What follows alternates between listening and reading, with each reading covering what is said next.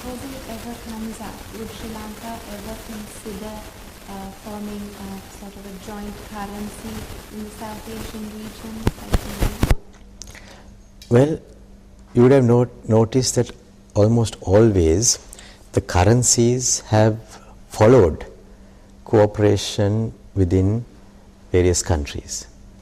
Firstly, the cooperation has to be there in trade, in investment, and so many other areas. Then that has to develop over a reasonably long period of time in order to think whether you will have a need for a currency which is common to all. Sri Lanka is in the SAARC region, and there may be, I think your question may be directed in that sense, whether we should have a common currency within the SAARC region. I don't think that has been given much attention right now, because many other countries have different economic structures, as well as economic partnerships, as well as economic frameworks. So it is it is premature for us to think of that kind of arrangement, but we have seen a greater tendency for cooperation between the SAARC nations, which is a good thing, and I think we should let that evolve first to see how best are we going to manage the cooperation between countries, to see that there is sufficient trade flows, that there is sufficient investment flows, and whether those can work well within our region. And once we have established that, then of course contemplation on other areas can take place. But in my view, this is too premature to even go that way. Of course, it can be kept as a possible factor in the future relationships, but that could be very much into the more distant future than in the near future. And the Selinko issue, it's still quite in the front of people's minds. So what has been done to resolve it? What steps have you, as your organization? We have stabilized the areas where there has been instability or growing tensions. As you know, the Ceylon Bank is now very well stabilized, and in fact now they have moved towards the next stage where a possible new investor would come in to infuse additional capital into the bank as well.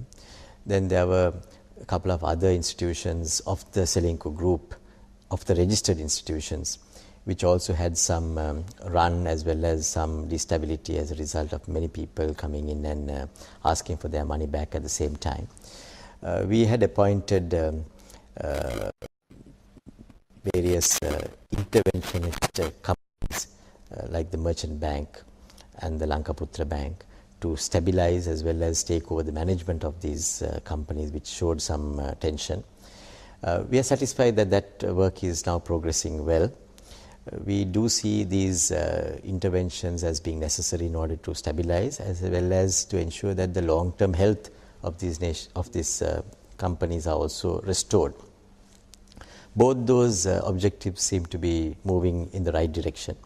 We are ourselves keeping a close tab on those companies to see that they are going on the right track.